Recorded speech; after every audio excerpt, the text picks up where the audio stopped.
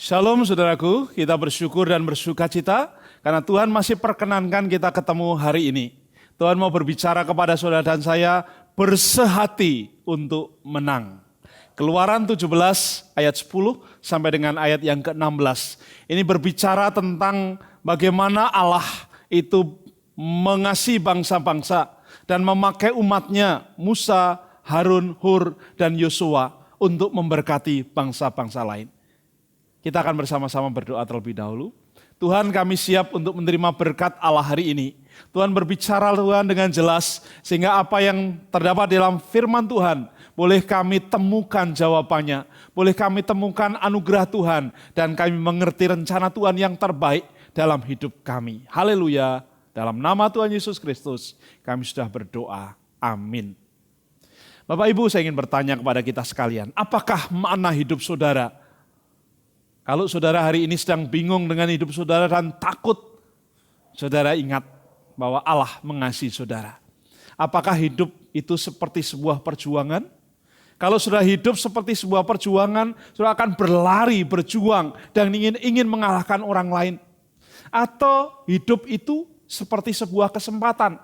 Saudara akan gunakan kesempatan itu luar biasa dan tidak akan pernah tinggalkan sedetik pun untuk bisa ambil kesempatan itu. Tapi apakah hidup itu menurut saudara adalah impian? Mungkin kalau saudara berkata hidup adalah impian, saudara akan terus bermimpi, dan akhirnya tidak menemukan apa-apa. Apakah hidup itu sebuah anugerah? Kalau orang melihat hidup sebagai anugerah, maka dia akan mensyukuri semuanya dalam berkat anugerah dan kasih Allah. Tapi hari ini Tuhan berkata, hidupmu adalah satu hati bersama dengan Tuhan untuk menang dalam segala area.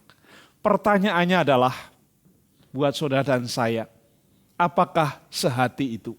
Ini sebuah makna dalam kehidupan kekristenan. Sehati berarti kita menyatukan hati untuk mencapai sebuah impian, mencapai sebuah tujuan yang sudah ditetapkan bersama. Kita mempersilahkan Tuhan untuk turut campur dan memimpin hidup kita. Lalu kita akan menyongsong goal-goal yang diharapkan dapat dicapai di dalam sebuah waktu tertentu bersama dengan Tuhan Allah kita. Lalu apakah menang itu? Ini adalah harapan setiap insan di dalam dunia ini, dalam perjuangannya. Menang berarti kita dapat mengalahkan lawan kita. Kita mendapatkan hasil karena mampu mengalahkan. Kita lulus, kita lolos, kita dapat melebihi lawan. Bahkan kita dinyatakan benar di dalam sebuah perkara. Siapakah lawan-lawan kita?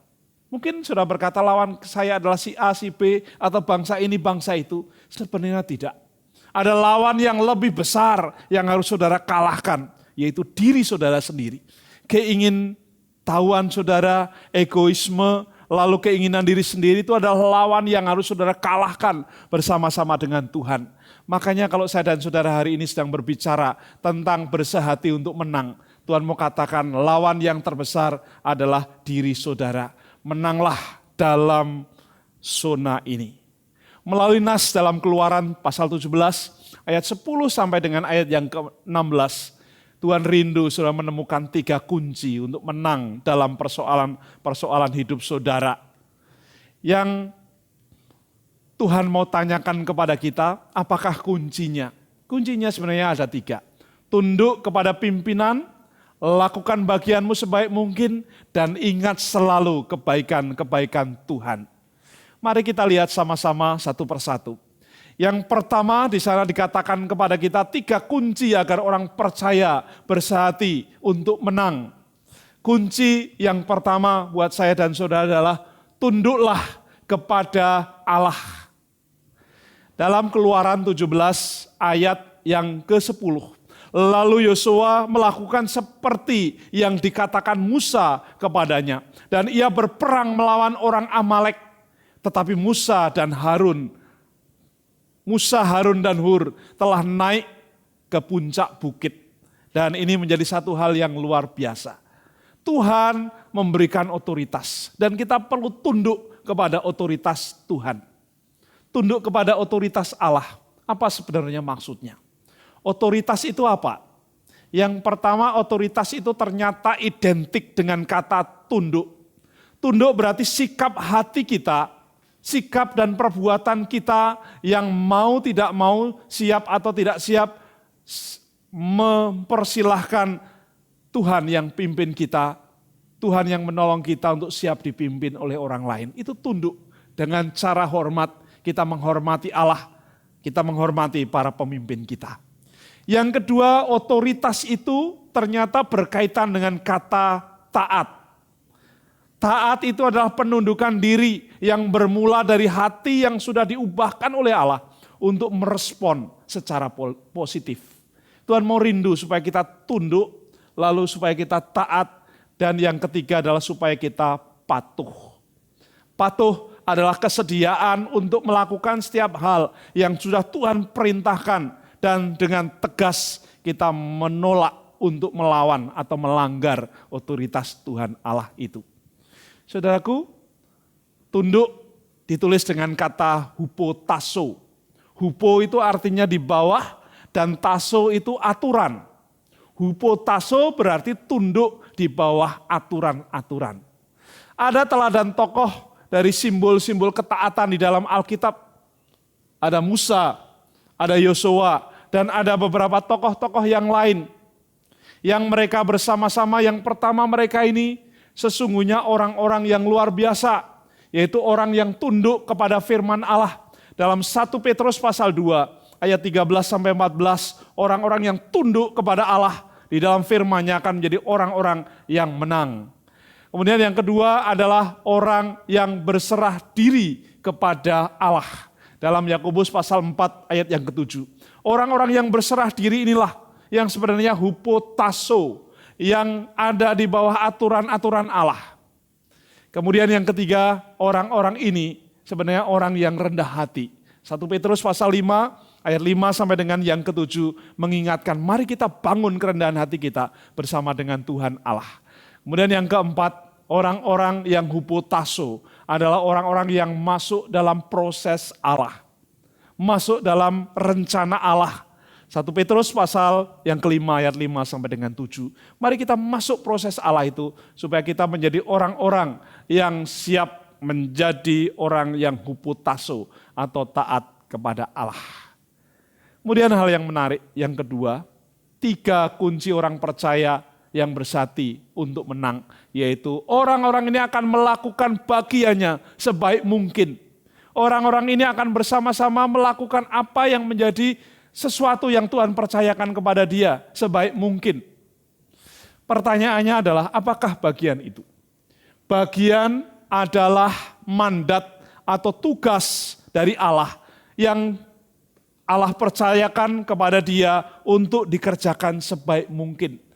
Mari kita lihat bersama-sama tentang cara Allah melakukan bagiannya. Ada satu contoh yang baik yang hari ini mau Tuhan kerjakan buat kita. Yang pertama adalah Adam dan Hawa. Tuhan siapkan Taman Eden. Taman Eden ini yang ngerjakan adalah Tuhan. Dia siapkan bagiannya buat manusia. Dan manusia tinggal menempati sebagai tempat tinggal. Apa bagian manusia pada saat itu? Yaitu menjaganya, mengelolanya, beranak cucu, laksana Adam dan Hawa. Tapi ketika dosa masuk, mereka tinggalkan bagiannya. Bagian yang Allah sudah setting buat mereka dan mereka keluar dari Taman Eden. Yang ada adalah kesulitan, masalah, dan persoalan. Kita lihat bersama-sama yang kedua. Tokoh yang lain adalah Nuh. Tuhan siapkan suatu keadaan ketika manusia hancur-hancuran dan mereka sudah tidak amoral lagi. Mereka tidak taat kepada Allah lagi. Allah ingin hancurkan dunia ini dengan air bah. Allah siapkan Nuh dengan kondisi yang baru. Saatnya Nuh untuk siapkan hatinya dengan sebuah kendaraan alat transportasi yaitu kapal. Tuhan siapkan kapal dan pelangi. Tuhan siapkan kendaraan untuk Nuh supaya selamat dari kondisi ini. Namun syaratnya adalah patuh dan taat. Dan itu yang dikerjakan oleh Nuh. Kemudian yang lain dikatakan kepada kita adalah Abraham.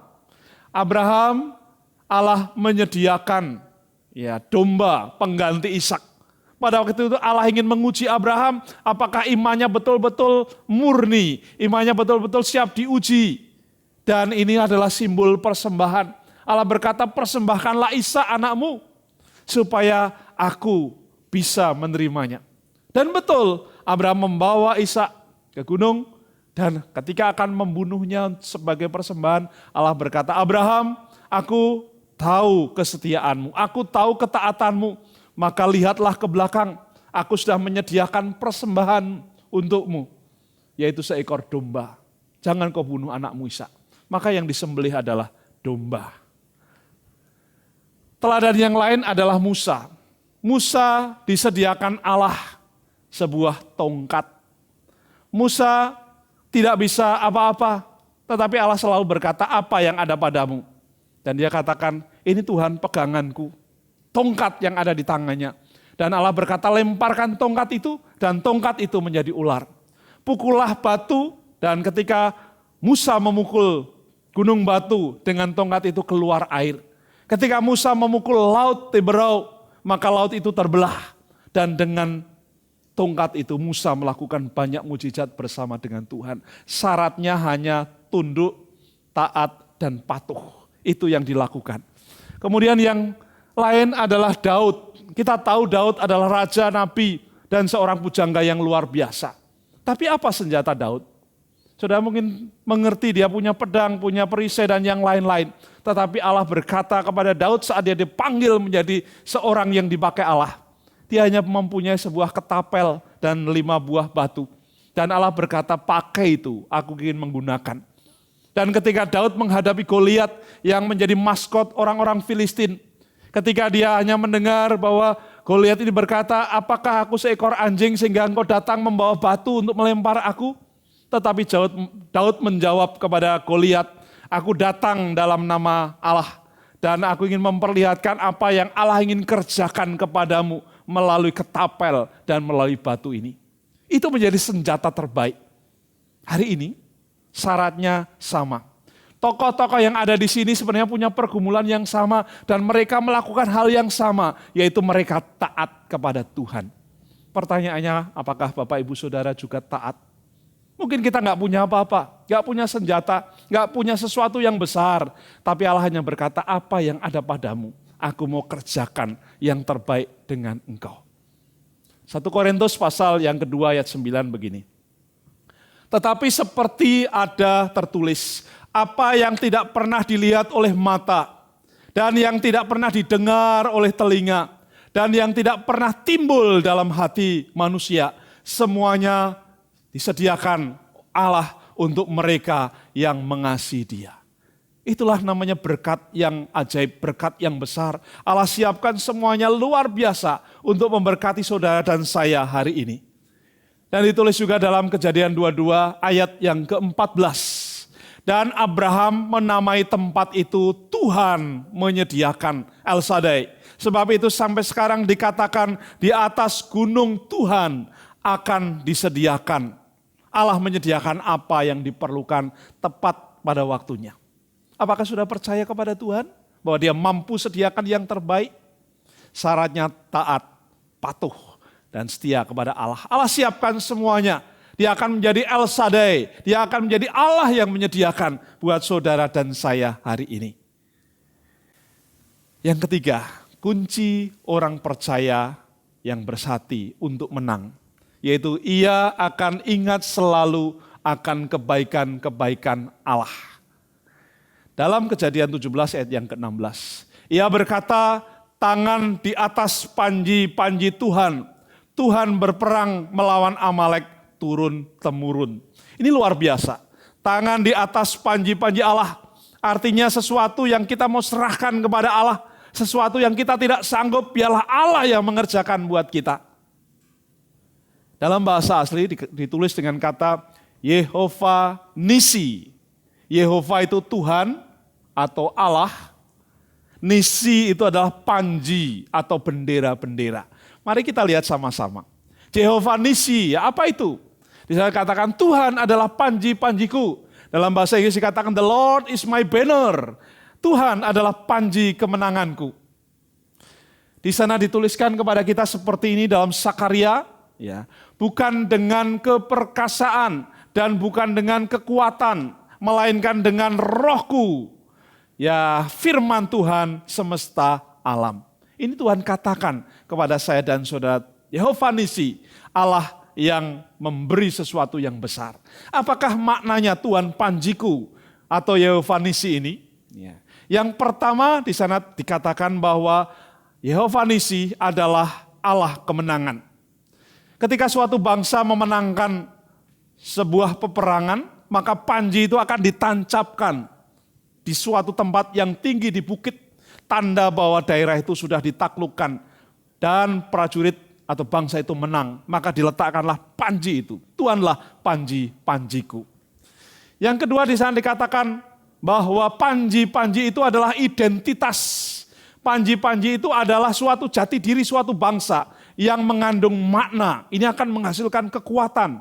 Ini akan menghasilkan suatu kuasa dan kebanggaan tertentu. Itulah identitas sebagai bangsa-bangsa yang dikasihi Allah. Kemudian yang ketiga, di sana dikatakan, The Lord is my banner. Itu adalah suatu kebanggaan. Yehova Nisi, kekuatan suatu bangsa yang menumbuhkan suatu kenangan untuk kita memiliki, untuk kita menjaga, dan untuk kita mengawal suatu mandat. Dengan panji-panji itulah kita bangga karena kita menang, karena kita punya identitas dan Tuhan mau berikan yang terbaik. Kemudian di sana dikatakan kepada saya dan saudara bahwa Yehova Nisi itu menentukan suatu batas, suatu teritori, suatu zona. Kalau suatu bangsa menang perang, ya, bangsa itu akan menandai batasan-batasan wilayah dengan menancapkan panji-panji atau patok-patok. Dikatakan Yehova Nisi, Allah panji-panjiku. Dan yang kelima di sana dikatakan panji-panji itu adalah kemenangan bersama dengan Tuhan. Seseorang yang sudah mengalami kondisi menang, dia akan datang ke wilayah itu dan dia akan dilindungi. Dia akan mengalami sesuatu yang luar biasa. Dia akan dilindungi oleh bangsa-bangsa sang pemilik panji-panji itu. Bagaimana dengan saudara dan saya? Apakah Allah sudah menjadi panji-panji saudara? Atau apakah sudah punya panji-panji itu? Panji itu mungkin tidak nampak tapi ada di hati kita. Mari kita katakan kepada Tuhan, Yehova is my banner. Kemudian kalau kita melihat dalam teks tadi, ketika bangsa Israel berperang melawan bangsa Amalek di lembah Rafidim, apakah makna peperangan itu? Apakah kita melihat kondisi mereka? Yang pertama, ini bukan tentang Musa. Musa adalah nabi. Musa adalah pemimpin besar orang Israel. Dia pembuat mujizat yang luar biasa. Dia menjadi orang yang dipakai Allah luar biasa. Tetapi bukan tentang Musa. Bukan juga tentang Harun. Siapa Harun? Harun adalah kakaknya Musa. Dia penasihat Musa. Dia imam besar bangsa Israel. Tetapi peperangan melawan Amalek bukan tentang Harun. Juga bukan tentang Hur. Siapa Hur itu? Hur itu adalah sahabat Musa. Dia adalah suami dari kakaknya Musa, Miriam. Dia ipar Musa. Dia pendamping. Kemanapun Musa pergi dia mendampingi. Tetapi Allah berkata peperangan lembah Rafidim bukan tentang Hur. Ataukah tentang Yosua? Bukan. Alkitab mengatakan peperangan melawan bangsa Amalek bukan tentang Yosua. Seorang yang ahli perang, penerus kepemimpinan Musa, prajurit yang setia. Tapi Allah berkata ini bukan tentang Musa. Bukan tentang Harun, bukan tentang Hur, bukan tentang Yosua. Waktu mereka berkata, tanganku sudah penat. Waktu Musa mengangkat tongkat yang ada di tangannya dan dia mulai penat, dia mulai lelah, maka tangannya turun, dan terus turun. Saat tangannya turun ini, yang terjadi di bawah sana, orang-orang di bawah kepemimpinan Yosua kalah semuanya oleh bangsa musuh. Maka ketika Harun dan Hur melihat tangan ini mulai turun, maka mereka dengan sepakat menopang tangan kanan dan tangan kiri, supaya tangan Musa tetap terangkat memegang tongkat itu. Mereka penopang, mereka membawa sesuatu kekuatan, tapi Allah berkata bukan tentang itu. Tentang apa? Ini tentang Allah yang bertindak. 100% Allah memakai tongkat. 100% Allah memakai tangan. 100% Allah memakai ketaatan dan kerjasama dari para pemimpin juga para pengikut. Itulah kisah dari lembah Rafidim. Allah ingin mengerjakan sesuatu yang besar. Makanya hari ini saya dan saudara diingatkan oleh Allah. Di dalam Mazmur pasal yang ke-27. Sesungguhnya aku percaya akan melihat kebaikan Tuhan di negeri orang-orang yang hidup. Nantikanlah Tuhan, kuatkanlah dan teguhkanlah hatimu. Ya, nantikanlah Tuhan. Mari kita akan bersama-sama menantikan Tuhan. Dan sebagai suatu kesimpulan buat kita hari ini. Tuhan mau katakan kepada kita seperti ini. Orang yang bersehati untuk menang, maka ia harus tunduk kepada pimpinan. Ia harus melakukan bagiannya dengan sebaik mungkin. Dan ia selalu mengingat kebaikan Allah. Karena bukan tentang kita, bukan tentang peralatan, bukan tentang strategi, bukan tentang keadaan yang baik, bukan. Tapi ini tentang waktunya Allah. Tentang Tuhan yang ingin beracara dengan saudara dan saya hari ini. Kalau hari ini saudara sedang mengalami kekalahan. Kalau hari ini Tuhan sedang melihat saudara kalah, takut, cemas dengan keadaan di negara kita. Tuhan berkata, ini bukan sesuatu apa-apa, ini baru permulaan. Tuhan mau katakan kepada kita, pandanglah kepada Tuhan dan taat, setia dan patuh kepadanya. Maka Tuhan akan mengerjakan yang terbaik buat saudara dan saya. Kiranya firman Tuhan ini boleh memberkati Bapak Ibu Saudara dimanapun Bapak Ibu berada. Tuhan memberkati kita. Mari kita akan tundukkan kepala. Mari boleh letakkan tangan masing-masing di dada kita masing-masing. Kita akan berdoa. Saya akan berdoa melalui lembar atau melalui acara saat ini. Biarlah saudara juga menikmati berkat-berkat Allah di setiap acara yang sudah ikuti saat ini. Tuhan Allah bersama-sama dengan setiap pribadi yang mendengar firman-Mu hari ini. Kami meletakkan tangan kami di dada kami masing-masing. Tanda bahwa kalau hari ini kami sedang kalah. Kalau hari ini kami sedang mengalami situasi yang tidak nyaman. Kalau hari ini Tuhan sedang membuat kami menjadi orang-orang yang lemah. Hari ini Tuhan, kami mau serahkan hati kami. Kami mau serahkan pikiran, tubuh, jiwa, roh kami. Kami mohon supaya Tuhan beracara melalui kami. Kami rindu menjadi orang yang tunduk kepada Allah. Kami rindu menjadi orang yang melakukan bagian kami sebaik mungkin. Bagian kami adalah berseru, berharap kepada Allah. Dan bagian Allah memberkati kami sekalian. Kami juga rindu mengingat kebaikan Tuhan senantiasa. Mungkin hari-hari ini terasa tidak nyaman. Mungkin hari-hari ini terasa kami kalah oleh apapun. Tapi Tuhan sedang siapkan kami untuk melihat di balik awan itu ada pelangi yang indah. Tuhan siapkan kami untuk melihat sang pembuat pelangi yaitu Tuhan. Kiranya nama Tuhan dipermuliakan dimanapun kami berada. Haleluya, terima kasih Tuhan Yesus. Amin. Kita akan bersama-sama berdoa berkat hari ini. Mari saudara siapkan hati saudara, ambil waktu yang terbaik, kita akan berdoa bersama-sama. Tuhan, hamba-Mu memohon berkat yang daripada Allah. Kiranya dalam nama Tuhan Yesus Kristus, ketaatan kami, sukacita kami turun dan menyertai kami sekalian. Dimanapun kami berada, hari ini Tuhan, kiranya rahmat berkat dari Allah Bapa Surgawi, sukacita dalam Tuhan Yesus Kristus, dan kiranya berkat-berkat penyertaan Roh Kudus menyatu dan bersama-sama dengan kami orang-orang percaya yang sudah mengandalkan Tuhan Yesus dimanapun kami berada. Terima kasih ya Tuhan ya Allah kami serahkan semuanya, pekerjaan kami, pelayanan kami, tugas tanggung jawab kami dalam keberadaan rumah tangga kami. Diberkati Tuhan senantiasa hari ini sampai Tuhan menjemput kami. Dalam nama Tuhan Yesus Kristus, kami serahkan doa kami ini. Haleluya. Amin. Shalom. Tuhan memberkati kita senantiasa. Amin.